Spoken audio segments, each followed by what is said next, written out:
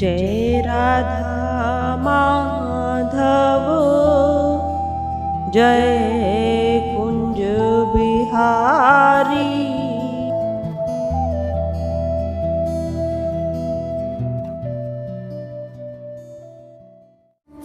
महाभारत का इतना बड़ा युद्ध हुआ, बहुत बड़ा युद्ध हुआ, महाभारत का सबसे बड़ा युद्ध। संपूर्ण युद्ध की तैयारी हो गई, युद्ध की तैयारी हुई तो दोनों सेनाएं एक दूसरे के विपरीत आमने सामने खड़ी थी, समक्ष खड़ी थी।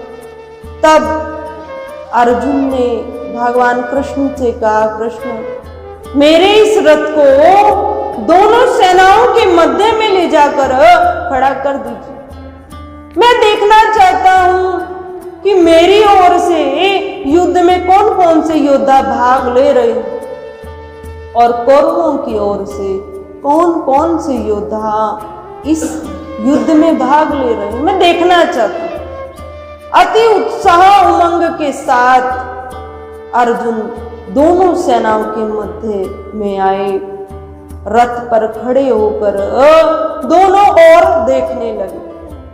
अर्जुन ने देखा कि मेरी ओर से कौन से योद्धा भाग ले रहे हैं, कौरवों की ओर से कौन से योद्धा भाग ले रहे हैं। जैसे ही कौरवों की ओर देखा, उस सेना को देखा, तब अर्जुन के मन में मोह उत्पन्न हो गया।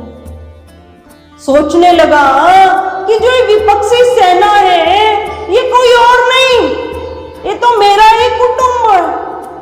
सब मेरे गुरुजन इसमें हैं, समस्त संबंधी मेरे अपने कहे जाने वाला मेरा कुटुंबी विपक्षी सेना। भीष्म पितामह इसमें है, गुरु द्रोणाचार्य है जिन्होंने मुझे धनुर्विद्या सिखाई। मन में भाव आया, जैसे धनुर्विद्या मुझे सिखाई उन्हीं के समक्ष, उन्हीं पर परार हेतु मैं धनुष उठाऊं, विपक्षी सेना में वह भी है। जैसे ही ये सोच हृदय में आई तो जो उमंग था, उत्साह था, वह सब नष्ट हो गया और कहने लगे कि जिससे अपनों का ही रक्त बहे, ऐसे युद्ध से क्या लाभ। अर्जुन की बात जिसने गीता को प्रथम बार पढ़ा और वो यहीं पर आया हो तो अर्जुन की बात बिल्कुल सही लगती। अर्जुन सही कह रहा है कि इतना रक्तपात होगा, इतना बड़ा भयंकर युद्ध होगा, मेरे अपने ही उसमें मारे जाएंगे, तो ऐसे युद्ध से क्या लाभ। मैं भिक्षा मांगकर जीवन का निर्वाह कर लूंगा, पर मैं युद्ध नहीं करूंगा। ऐसा संकल्प मन में आया, विचार आया। उस विचार ने अर्जुन को जो उमंग थी, उत्साह थी, उससे हीन कर दिया। अब कोई विचार अर्जुन के मन में नहीं रहा, क्या कर्तव्य है, क्या अकर्तव्य है, क्या मेरा धर्म है, क्या धर्म है। भगवान की कृष्ण भगवान की शरणापन्न जब अर्जुन हुए तो भगवान ने क्या किया, गीता का उपदेश दिया। गीता का उपदेश कहां से प्रारंभ होता है, जब अर्जुन भगवान की शरण ग्रहण करते हैं। कृष्ण मेरी समझ में कुछ नहीं आ रहा है, क्या मेरे लिए कर्तव्य है, क्या मेरा कर्तव्य है, क्या मेरे लिए धर्म है, क्या धर्म है। तब भगवान की शरण अर्जुन हुए और भगवान ने गीता का ज्ञान अर्जुन को कराया। संपूर्ण गीता का ज्ञान प्राप्त कर अर्जुन ने कहा, नष्टो मोहा, मेरा मोह नष्ट हो गया है, मैं युद्ध के लिए तैयार हूं। तो वही उमंग, वही तेज, वही उत्साह अर्जुन में पुनः आ गया, दोबारा आया। तो किस कारण अर्जुन का वे उमंग उत्साह नष्ट हुआ, केवल विचारों के द्वारा, नकारात्मक विचारों के द्वारा अर्जुन का जो उत्साह उमंग था वो सब नष्ट हो गया। जब भगवान ने ज्ञान उसको कराया, ज्ञान उसको मिला कि कौन तेरे अपने, जिसको कह रहा है मेरे अपनों का रक्त बहेगा, कौन अपने। न जाने कितनी बार तुम इनके यहाँ जन्म तुमने लिया है, और न जाने कितनी बार ये तुम्हारे पिता के रूप में आए और तुम इनके पिता के रूप में आए। कितनी बार हो सकता है? इस संसार में कोई अपना नहीं, आना जाना ये तो प्रकृति का नियम चलता रहेगा। आत्मा कभी नष्ट नहीं होती, उसको ज्ञान कराया। तो ज्ञान प्राप्त करते ही अर्जुन का मोह नष्ट हुआ और जो नकारात्मक सोच थी, जो अपने आप से बनी थी, वह नष्ट हो गई। अर्जुन का जो दृष्टिकोण था पूर्णतः सकारात्मक बन गया कि मेरा वर्ण क्षत्रिय है और क्षत्रिय का धर्म है कि धर्म युद्ध करना, सामान्य युद्ध नहीं, धर्म युद्ध करना एक क्षत्रिय का धर्म। ये विवेक शक्ति जागृत हो गई। मेरा धर्म क्या है? केवल सकारात्मक दृष्टिकोण से। तो हम सबका दृष्टिकोण कैसा होना चाहिए? जीवन में समस्याएं भी आती हैं, दुख भी आता है, सुख भी आता है। जीवन में ये हर समय एक चक्र चलता रहता है। जैसे रात हुई, रात के पीछे दिन और दिन के पीछे फिर रात। तो ये तो प्रकृति का नियम आता है और आता रहेगा, प्रकृति का नियम। कोई भी प्राणी ऐसा नहीं है धरती पर जिसके जीवन में किसी प्रकार का दुख न हो, कि कोई तन से दुखी है, कोई मन से दुखी और कोई धन से दुखी, पर दुखी सब है। कबीरा सब जग निर्धना, धनवंता नहीं कोई। धनवंता सोई जानिए जाको राम नाम धन। धनवान कौन है? जिसके पास राम का धन, वही धनवान। थोड़े थोड़े सब दुखी, सुखी राम के दास। कोई तन से दुखी, कोई मन से दुखी और कोई धन से दुखी। दुखी सब है, दुखी सब है। धनवान केवल वही है जिसके पास राम नाम का धन, जो ये जानता है कि सब प्रकृति का चक्र है, चलता रहेगा। मेरी सोच हर समय सकारात्मक होनी चाहिए। मैं हर परिस्थिति में सकारात्मक बना रहूं। यदि हमारी सोच सकारात्मक है तो आधे कष्ट जीवन में आते ही नहीं, परंतु हम तो छोटी छोटी अपेक्षाओं से भयभीत हो जाते। हमने अपेक्षाएं इतनी लगा रखी हैं कि यदि वे पूर्ण न हो तो हमारा जीवन दुखी हो जाता। आज मैं अमुक जगह गया था और अमुक व्यक्ति ने मुझे नमस्कार नहीं किया, प्रणाम नहीं किया। मैं घर पर गया था, बड़ा बेटा सीधा दुकान पर निकल गया, मेरे चरण स्पर्श नहीं की। मैं घर पर गया था तो पत्नी ने मुझे जलपान नहीं कराया। छोटी छोटी अपेक्षाएं जीवन में हमने पाल रखी हैं, जिसके कारण हर समय एक भय बना रहता है। किसी ने इसको सिखा तो नहीं दिया, पड़ोसी के यहाँ होकर आया है, किसी ने इसको सिखा तो नहीं दिया। छोटी छोटी अपेक्षाओं से जीवन भयभीत बना रहता है। और संत कहते हैं न हम अपेक्षा करें और न हम उपेक्षा करें। ना हमारी किसी से अपेक्षा होनी चाहिए अमुक व्यक्ति मुझे सम्मान दे, मैं सम्मान का पात्र बनूं, ये अपेक्षा भी नहीं होनी चाहिए। यदि नेचुरल मिल जाता है तो बहुत अच्छी बात है, उसको हम एक्सेप्ट करें। तो न अपेक्षा होनी चाहिए और ना उपेक्षा होनी चाहिए। इन छोटी छोटी चीजों से हृदय भयभीत बना रहता है। तो हम हर परिस्थिति में सकारात्मकता को अपनाएं, प्रत्येक व्यक्ति में गुणों की खोज हम करें, क्योंकि प्रत्येक व्यक्ति में कोई ना कोई एक गुण विद्यमान होता है, उस गुण की प्रधानता रहती है।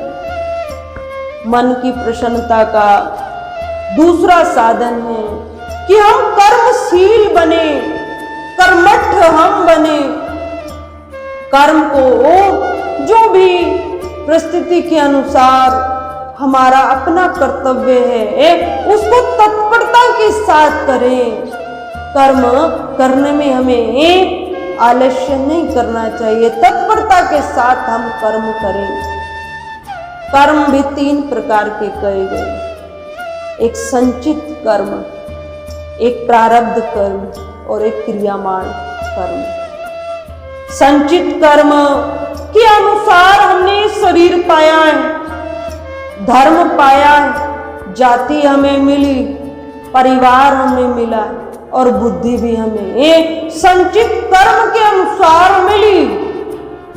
जो प्रारब्ध कर्म हमारा, उस प्रारब्ध कर्म के अनुसार हमारे जीवन में सुख और दुख आते।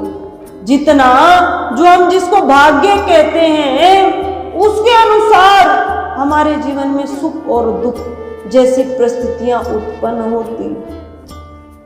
जैसे ऐसा माना गया है कि कई भाइयों की ये शिकायत रहती कि साध्वी जी, हम बहुत अच्छे कर्म आज का कर रहे हैं, समस्त कर्म हमारे शुभ ही होते, अशुभ हम करते ही नहीं।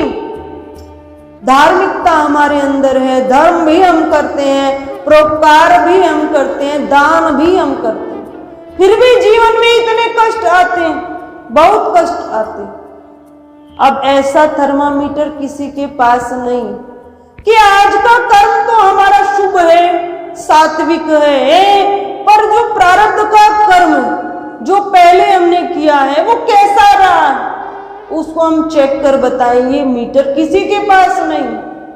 तो आज के कर्म तो हम शुभ कर रहे हैं, यदि प्रारब्ध का कर्म हमारा अशुभ है तो क्या होगा? दुख तो जीवन में अवश्य आएगा, क्योंकि ये कर्म तो हमने आज किया है ना, इसका फल तो आगे मिलने वाला है। परंतु जो पहला किया है, प्रारब्ध में है, उसका तो अवश्य फल हमें मिलेगा। इसको एक उदाहरण के द्वारा समझते हैं। जैसे कोई सामान्य भाई, उसके पास केवल 1000 रुपये मात्र, वे बाजार जाए और वहां से कुछ सब्जी क्रय करे। अब उसका जो उद्देश्य है वो तो यही कि 1000 रुपये की मैं सब्जी खरीद कर लाता हूँ और नगर में जाकर, गलियों में जाकर उसको बेचता हूँ, तो वह जितने की मैंने ली है उससे दुगना मुझे प्राप्त हो जाएगा। ये उद्देश्य रखकर वह कार्य करता है। 1000 रुपये की सब्जी क्रय उसने की, लेकर आया नगर में। अब नगर की गलियों में उसे बेचने, अब किसी कारण वह सब्जी नहीं बिक पाई, बहुत कम की वह बिकी। और जैसे अगले दिन भी गया तो कुछ ही सब्जी बिक, फिर तीसरे दिन भी गया तो बहुत कम वह सब्जी की बिक्री। अब जो उसने मूल लगाया था, 1000 रुपये लगाया था, मात्र 500 रुपये उसे अभी प्राप्त हुए और समय लगा कि सब्जी भी उसकी खराब हो गई। तो उसका उद्देश्य क्या था? लाभ प्राप्ति का था, और उसके उद्देश्य में कमी भी कुछ नहीं थी, सही उसका उद्देश्य था, मेहनत में भी कमी नहीं थी, फिर भी उसको लाभ के स्थान पर हानि ही प्राप्त हुई। उसने मेहनत भी की, कर्तव्य का पालन भी किया, पर फिर भी उसको हानि ही मिली। तो ये कर्म भी, हानि भी प्रारब्ध का ही फल है। यदि प्रारब्ध में अशुभ कर्म है तो हमारे आज के कर्मों पर भी वे प्रभाव डालता है। यदि आज का कर्म हम शुभ कर रहे हैं, उसके बाद भी हमें असफलता ही मिलती, दुख ही मिलता है, तो प्रारब्ध में हमारा अशुभ ही कर्म, प्रारब्ध का जो कर्म सामने आ रहा है, तो हमने बहुत अशुभ कर्म किया है जो सामने आ रहा है। आज का हमारा शुभ कर्म आगे हमें अवश्य फल देगा, ऐसी सोच हम सबको रखनी चाहिए। पर भक्ति के प्रति, धर्म के प्रति, परोपकार के प्रति विपरीतता नहीं आनी चाहिए। फिर मैं भजन क्यों करूं? दुखी दुख जीवन में, भगवान तो सुनते ही नहीं। कई भाई के मन में आ जाता है, व्रत भी किया, परोपकार भी किया, तीर्थों पर भी गया, पर कोई लाभ नहीं मिला, तो कुछ नहीं है भजन साधन। ईश्वर नाम की कोई वस्तु नहीं, कुछ ईश्वर नहीं होता। अश्रद्धा भगवान में हो जाती, परंतु ये श्रद्धा हमें नहीं करनी चाहिए। हमें यही मानना चाहिए कि कर्म फल अवश्य देता है, आज नहीं तो कल देगा, पर फल हमें अवश्य मिलेगा। जो आज मेरे सामने है वो मेरा ही किया हुआ कर्म है जो मेरे सामने आ रहा है। तीसरा क्रियामान कर्म, जो आज कर रहे, जो प्रेजेंट में हमने किया है वो क्रियामान कर्म कहलाता है। यदि ये कर्म हम बहुत विचार पूर्वक शुभता से करते हैं तो जो प्रारब्ध का भी कर्म है ना, ये उसको भी निष्फल कर देता है। यदि आज का कर्म हमारा शक्तिशाली है, पूर्णता से हम उसको करते हैं, तो ये प्रारब्ध के कर्म को निष्फल कर देता है।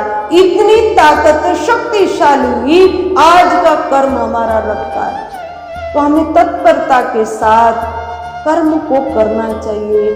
कर्मठता हमारे सबके अंदर होनी चाहिए, आलस्य नहीं होना चाहिए, कर्म हमें अवश्य करना चाहिए।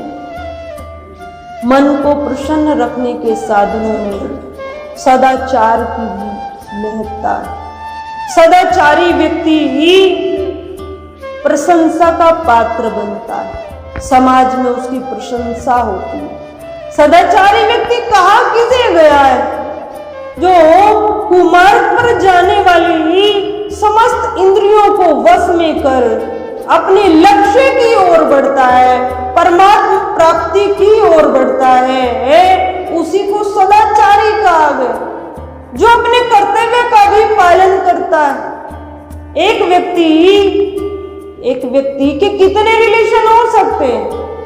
किसी का वह मामा लगता है, किसी का चाचा लगता है, किसी का ताऊ जी लगते हैं, किसी के बाबा जी लगते हैं। व्यक्ति एक है, कितना उसका रिश्ता है। कितने व्यक्ति अमुक अपने रिश्ते से उसको पुकारते। तो अपने कर्तव्य का पालन करना, जिस रिश्ते में वे है उस रिश्ते के अनुसार अपने कर्तव्य का पालन करना और समस्त अच्छे गुणों को अपनाना, ये सदाचारी व्यक्ति का कर्तव्य है। इसी कारण वे संसार में प्रशंसा का पात्र बनता है और परमार्थ पथ पर भी धीरे धीरे अग्रसर होता है। तो सदाचार हम सबकी क्या होना चाहिए? सदाचार व्यवहार में होना चाहिए। हम पूर्णतः सदाचारी हों। एक सदाचारी की परिभाषा ये भी आती है कि simple living is high thinking. हमारा जो रहन सहन है वो साधारण होना चाहिए। साधारण अर्थात जहां जितने अर्थ की आवश्यकता है हम उस अर्थ को उतना ही खर्च करें और जो बाकी का बचता है उसको परोपकार में लगाएं। साधारण हमारी जीवन शैली होनी चाहिए, पूर्णतः साधारण होनी चाहिए। और जो सोच है वो ऊंचे होनी चाहिए, वो निम्न नहीं होनी चाहिए। ऊंचे सोच का मतलब है कि जिस लेवल पे मैं हूं अन्य व्यक्ति भी उस लेवल पर आए। यदि प्रभु की कृपा से धन मेरे पास है, कुछ वैभव मेरे पास है, तो मेरे तो जीवन का निर्वाह हो रहा है। जो अन्य वस्तु हैं उससे मैं समाज का भी भला करूं, समाज को भी इस गरीबी रेखा से जो व्यक्ति असहाय हैं, कुछ पुस्तक नहीं खरीद सकते, जो ऐसे समाज में बहुत ऐसे बच्चे जिनकी अर्थ की व्यवस्था न होने के कारण वो अपनी पढ़ाई छोड़ देते हैं। तो हम ऐसे समाज में बच्चों को खोजें कि अर्थ के कारण जिसकी पढ़ाई छूट जाती है उसे सहयोग करें। ये ऊंचे सोच कहा गया है कि समाज को भी उभारें, स्वयं भी अच्छी अवस्था में रहें और अपने समाज की जैसी परिस्थिति है उसके अनुसार उसे ऊपर उठाएं। ये भी सदाचारी व्यक्ति के गुण कहे गए। तो सदाचार भी हम सबके जीवन में होना चाहिए। ये भी मन को प्रसन्नता देता है। अब आया है कि मन की प्रसन्नता में एक महत्वपूर्ण तत्व भी बहुत महत्ता रखता है, और वह है हम सबका भोजन। हम कैसा भोजन पाते? यदि शुद्ध सात्विक हम भोजन पाते तो हमारे आचार विचार कैसे बनते? हम विचार करें। यदि शुद्ध सात्विक हम भोजन पाते हैं तो फिर सात्विक ही हमारे विचार बन जाते हैं, हमारा व्यवहार सात्विक हो जाता है। जैसा खाए अन्न वैसा बने मन, और जैसा पिए पानी वैसी बने वाणी। ये नॉर्मल बात है, हम सब जानते हैं। तो भोजन अपना एक महत्व लिए हुए है कि जिस प्रकार का हम भोजन करते हैं वैसा ही हमारा मन बन जाता है। और मन कहाँ किसे गया है? मन डॉक्टरों के पास हम जाएं, डॉक्टर कहेगा हाथ भी होते हैं, दिल भी होता है, पैर भी हैं, नस नाड़ियां सब कुछ होती। अब उससे कहें कि मन का भी एक्सरा हो जाए, मन को भी हम देखें कितनी मलिनता उसके अंदर है, कितना स्वच्छ है, तो डॉक्टर कहेगा मन नाम की कोई वस्तु नहीं होती, मन नहीं होता, मन कोई अंग नहीं, मन होता ही नहीं। तो मन है क्या? और मन की इतनी परिभाषा आती, साधु संत जन सब मन की कहते कि मन के हारे हार हैं और मन के जीते जीत। मन ही अपना मित्र है और मन ही अपना शत्रु। परमार्थ रत मित्र और संसारी मन शत्रु। तो मन के ऊपर इतनी परिभाषाएं होती, बहुत ग्रंथ में लिखे जाते। तो ये मन है क्या? क्या है ये मन?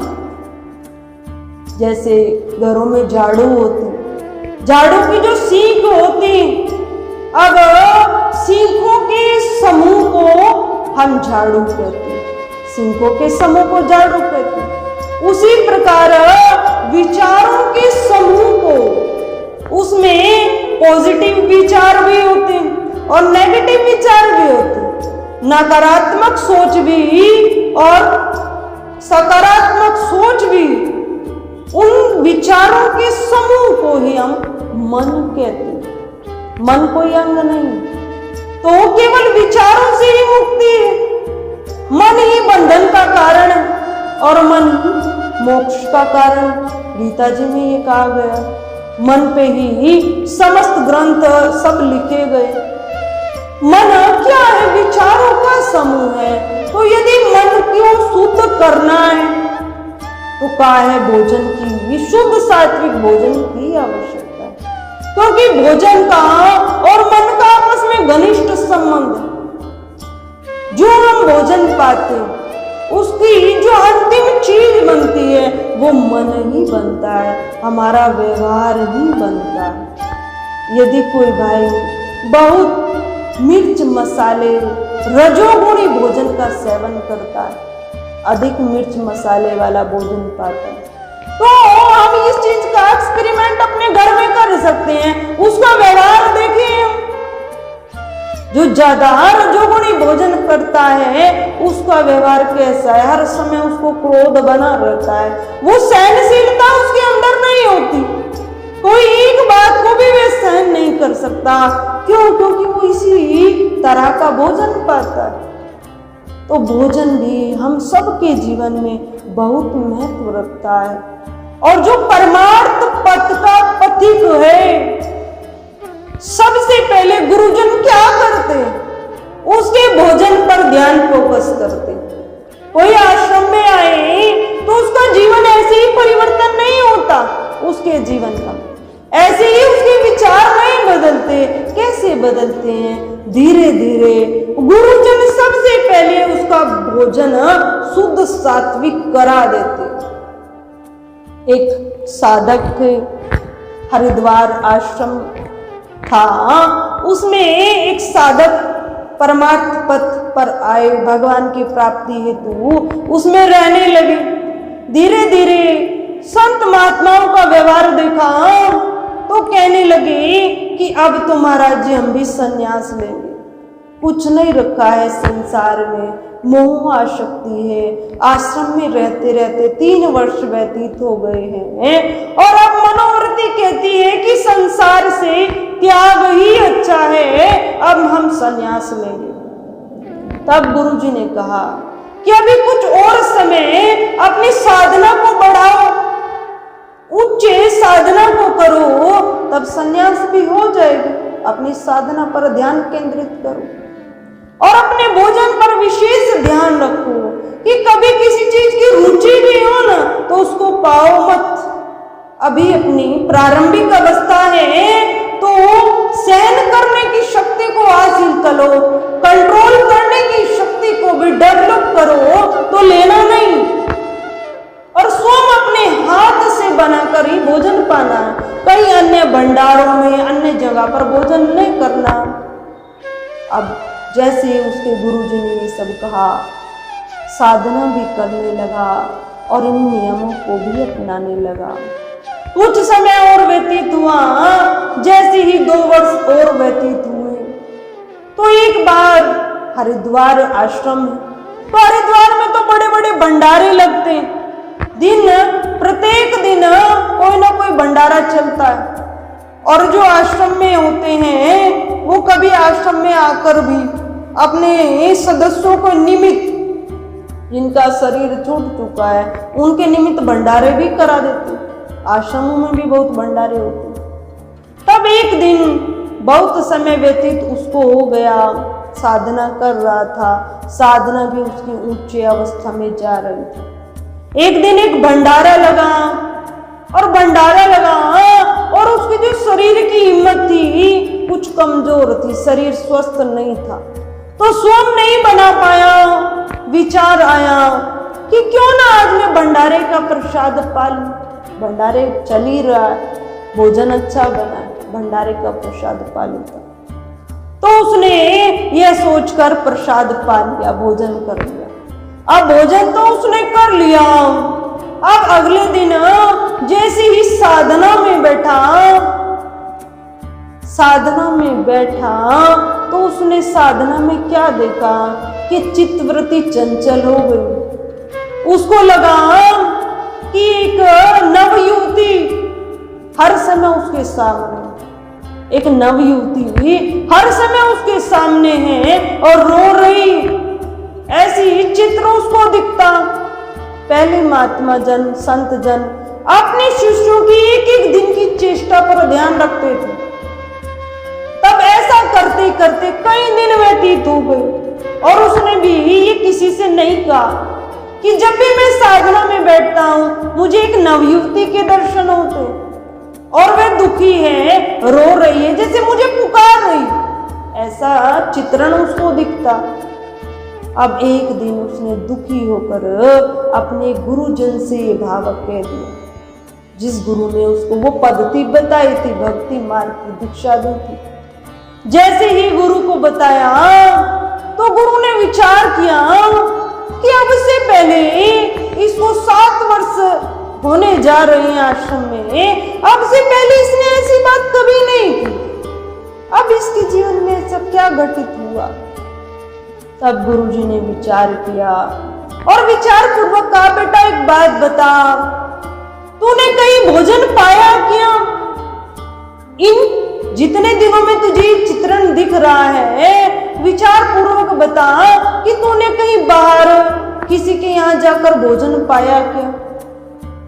अब उसने विचार किया और विचार कर कहा, हाँ गुरुजी, मैंने अब से जो 3 दिन पीछे के गए, मेरे शरीर कुछ ठीक नहीं था, स्वास्थ्य ठीक नहीं था गुरुजी, मैंने उस भंडारे में भोजन पाया, बस इतना किया, वो भी एक समय, सुबह के समय, दोपहर में मैंने केवल एक समय वहां भोजन पाया और कहीं मैंने कोई भोजन नहीं पाया, स्वयं अपने हाथों से बनाकर पाया।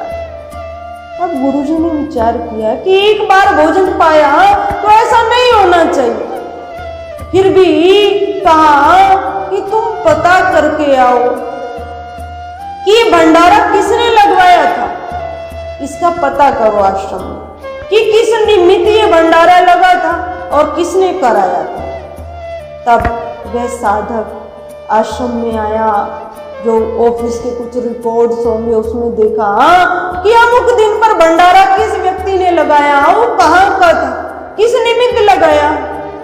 तो उसको यह तो पता चला कि अमुक स्थल का था, अमुक सेठ ने ये भंडारा लगाया, पर यह नहीं मालूम पड़ा कि किस निमित्त लगाया, यह उसको नहीं मालूम पड़ा।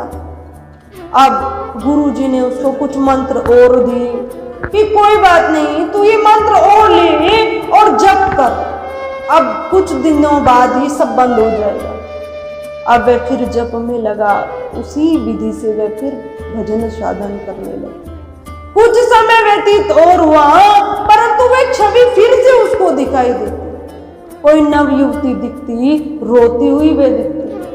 अब गुरुजी ने उसने फिर से वही भाव कहा, तो गुरुजी ने कहा ठीक है, इस सेठ का पता करके आ, किसने किस निमित्त भंडारा लगाया था, पता करके आ। तब वह उस सेठ के पास गया, सेठ से पूछा कि आपने आश्रम में भंडारा लगाया था। सेठ ने कहा हाँ लगाया था। कि आपने किस निमित्त लगाया, अब बस इतना बता दीजिए। अब पहले तो वह बहुत संकोच करे, परंतु जब उसने अपनी स्थिति बताई कि मेरे साथ ऐसा हो रहा है, मेरे गुरुजन ने कहा है कि आप मुझे वो बता दीजिए किस निमित्त लगाया था, तब उस सेठ ने कहा हाँ, एक घटना मेरे जीवन की घटित हुई, जिसके कारण मैं स्वयं भी बहुत दुखी रहता हूँ। और वो घटना यही थी कि मैं बहुत गरीब था, बहुत गरीब, और मेरे पास 2 लड़की थी, और एक लड़की को मैंने, जैसे आज जो उड़ीसा में परिवार है, गरीब परिवार, उड़ीसा में बहुत गरीब इलाका है, उड़ीसा के अंदर का जो मेन उड़ीसा बहुत गरीब है, बहुत ज्यादा। तो वहां की लड़कियों को शहरों में लाया जाता है और उनके माता पिता को पहले से ही एडवांस 2 साल का दे दिया जाता है कि 2 साल ये हमारे घर में कार्य करेगी। इसी प्रकार बिहार के भी कुछ इलाके जहाँ से कुछ लड़कियों को लाया जाता है शहरों में, पहले से ही एडवांस उनका दे दिया जाता है, वो रहती शहरों में। कि मैं बहुत गरीब था और इस गरीबी के कारण मैंने अपनी एक लड़की को शहर में दे दिया, केवल काम करने वास्ते, और उसका अर्थ ले लिया। परंतु वह शहर में उसका मेरे प्रति प्रेम बहुत था, वह छोड़ना नहीं चाहती थी मुझको, पिता को, परंतु फिर भी मैंने पैसों के कारण उसको दे दिया। और वो दिया, कुछ समय ही मैं जीवित रही वहां पर जाकर, और उस डेथ उसकी हो गई, शरीर उसका छूट गया, वह मृत्यु को प्राप्त हो गई। तो जब से मुझे ये पता चला कि वह मृत्यु को प्राप्त हो गई, मैं बहुत दुखी हुआ। धीरे धीरे मेरा काम बढ़ने लगा, अर्थ भी मुझे मिलने लगा, बेटे का भी मुझे सहयोग मिला, तो मैं तो पैसे से संपन्न हो गया। पर वो आज भी वो घटना मेरे अंदर मुझे कचोटती है कि मेरी बेटी का शरीर मेरे कारण छूटा, उसी के निमित्त कि मैं उस पाप का प्रायश्चित कर सकूं, उसी के निमित्त में हर साल हरिद्वार में आकर भंडारा लगाता, हर साल भंडारा। तब ये बात उसको पता चली और सुनकर गुरुजी के पास आया। गुरुजी उसने यही कहा, तो गुरुजी ने क्या कहा, बेटा वो लड़की कोई और नहीं है, बस वो वही लड़की।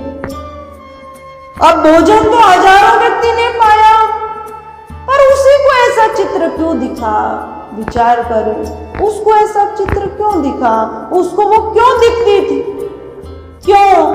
क्योंकि जिसका हृदय पवित्र है, जिसके हृदय में कोई मलिनता नहीं, यदि वहां पर कुछ कूड़ा डाल दिया जाए तो वे स्वतः नजर आता है, स्वतः दिखता है। एक स्थान बिल्कुल स्वच्छ है, यदि हम वहां कुछ भी थोड़ी सी गंदगी डालेंगे तो वो अलग दिखेगी। और जहां पहले से ही बरसों का कचरा भरा है, कूड़ा करकट जिसके हृदय में भरा है, थोड़ा सा कूड़ा और डाल दिया जाए तो कोई ज्यादा फर्क नहीं पड़ता। तो वह साधक था, भक्ति मार्ग का पथिक था, उसका उद्देश्य भगवान की प्राप्ति का था, तो बार बार उस लड़के के उसको चित्रण दिखता था। तब गुरुजी ने उस लड़की के निमित्त पिंडदान कराया और पिंडदान जैसे हुआ तो उसका ध्यान स्वतः परमात्मा में लगने लगा और फिर उसके बाद उस साधक को वह चित्र नहीं दिखा। तो कहने का भाव क्या है कि हम जैसा भोजन करते किस अर्थ से हम पा रहे हैं, जैसा भोजन करते हैं वह तो प्रभाव डालता है, वह तो स्वभाव हमारा बनता है, परंतु किस अर्थ से वो भोजन की व्यवस्था हुई, कैसे व्यक्ति ने उसको बनाया है, वो सारा प्रभाव जो भोजन पाता है उसके ऊपर पड़ता है। इसीलिए भोजन को कहा गया है कि भोजन को भी पर्दे के पीछे करना चाहिए। भोजन जब हम पाए तो एकांत में भोजन को पाना चाहिए, क्योंकि हमें नहीं पता कि जो सामने वाले की दृष्टि है वो किस प्रकार की, तो भोजन को भी गुप्त रूप से पाना चाहिए। भोजन का हम सबके जीवन पर अति प्रभाव, यदि शुद्ध सात्विक हम अपना भोजन कर लेते हैं तो ये गारंटीड बात है, हम थोड़ा सा भी भजन साधन करें तो जीवन में वो लाभ अवश्य देगा, अवश्य उसका लाभ। तो मन की प्रसन्नता हेतु हमें शुद्ध सात्विक भोजन करना चाहिए। भक्ति मार्ग में बढ़ने हेतु हमें शुद्ध सात्विक भोजन करना चाहिए। भजन में भी धीरे धीरे मन लगे और मन धीरे धीरे प्रगाढ़ होता जाए, बढ़ता जाए, इस हेतु भी हमें शुद्ध सात्विक भोजन करना चाहिए। बोलिए श्री जीवन में आई समस्या से निपटने हेतु व घर में सुख शांति हेतु आप भी परम पूज्य साध्वी जी से अपना प्रश्न कमेंट बॉक्स में लिखकर पूछ सकते हैं। पूज्य साध्वी जी के प्रवचन प्राप्त करने हेतु दिव्यवाणी चैनल को सब्सक्राइब करें, वीडियो को लाइक करें और शेयर करें और चैनल को सब्सक्राइब करना न भूलें।